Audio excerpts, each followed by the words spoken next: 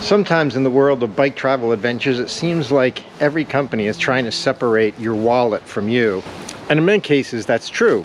For example, they say that you need a different bike for every type of adventure that you're going to go on.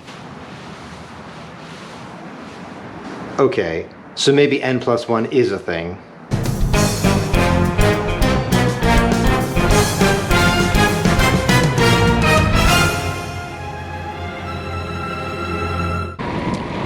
So with that being said, let's look at 11 things that are free that you can do to vastly improve your next bike tour adventure. First up is plan your adventure. Especially if you're doing a stealth camp, you can use Google Maps or Apple Maps, look at a satellite view, see what your stealth camp options look like. If you use Google Maps Street View, you can see if it's a good wooded area, if there are houses nearby, if there's a good space for you to set up your camp. You know if you're going to have breakfast the next morning. You know if there are hotels nearby that have breakfast served. But also, you know, be prepared to change your plan. Don't stick to it. Planning doesn't cost you anything. You can't change the weather. You can't change how many times you climb a hill. You can't change the elevation. What you can change is your reaction to the particular situation. If it starts raining, throw on a rain jacket. You're not gonna melt. Keep riding in the rain. If the elevation is getting you, drop it down a couple gears or walk it. Number 3, start off a little bit cold in the mornings. Because 1, you're gonna warm up, and 2, day usually gets warmer anyway. So rather than putting on that fancy Patagonia puffy or North Face puffy, dress in layers. Get your base layer, an insulative layer, and then a wind chill. And then by the time you're riding 10-15 minutes, you're going to be warm enough to take the stuff off anyway. Number 4 is don't feel as if you have to complete every single mile.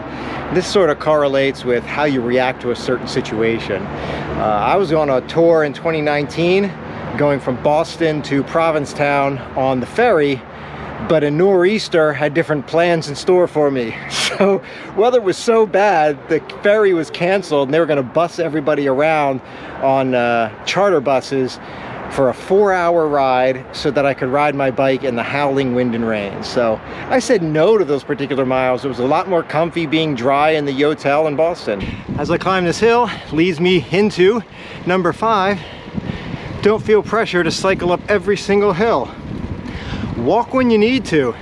It's tough enough to climb a hill on a bike when you're unloaded, but when you're loaded, it's even tougher. So I'll find if I've got a long day ahead of me, when it hits about a 7 to 8% grade, I'll get off and walk those short, steep hills so that I save myself for later on. 1, it gives me a bit of a rest.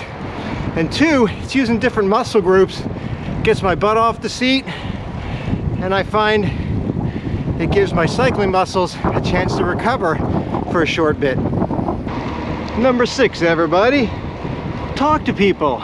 Everybody's got a story. Consider the couple that sat down on the picnic bench next to me. I was eating my dinner, they sat down in Waterford Harbor with some ice creams. Turns out the guy lived in Florida, but he was up there for his partner's memorial service. Never would have known that if I didn't talk with him. Or the owners of Don and Paul's coffee shop in Waterford told me all about how COVID nearly killed their business, but it significantly reduced the number of people that go out for coffee and breakfast. So really interesting to learn that. Number 7, stop and read those interpretive signs. They're going to teach you something. You can learn something new. Example, I was on the Ghost Town Trail. I had no idea why it was called the Ghost Town Trail, but I found out there were 7 ghost towns that were scattered along there. Or consider the bike that I saw on the Gap. Over 100 years ago, the safety bicycle was very much a similar design to what we have today. So, cool to learn new things. And number 8, support mom and pop establishments. They're a lot more fun than the chain stores. I mean, sure, McDonald's breakfast is cheap, and if you got the app, you can probably get a McMuffin and coffee for $5 or more, even in today's economy. But if you go into a small little coffee shop or an independent place, they're a lot more fun. They got a much different vibe than a corporate place, so give them a shot. Number 9, try something new. For my last tour, I had a whole route mapped out to ride the Empire Trail south from Albany, but a subscriber reached out and said, hey, why don't we ride and meet up together? I said, sure. So he says, hey, I'll show you a local tour that's not the official Empire Trail if you want to go. And I'm like, yep, let's do it. So I saw a lot more of the local area because he and I rode together than if I had just stayed on the trail and stuck to my original route. So try something new. Number 10, don't be afraid to be wrong. If you're traveling with a kit and you brought some pieces of gear that you don't need any longer, ship it home. Give it away to somebody else who can use the particular piece of gear.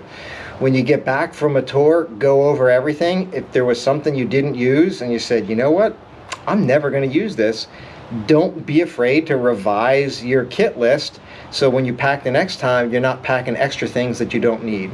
And number 11, remember the people who aren't on tour with you, those that are guarding the home base, those that are watching the cats at home.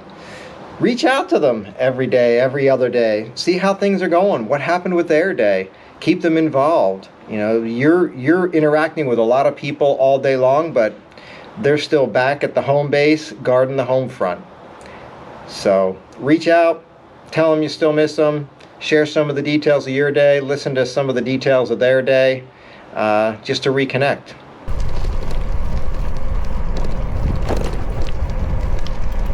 Through the medieval gate.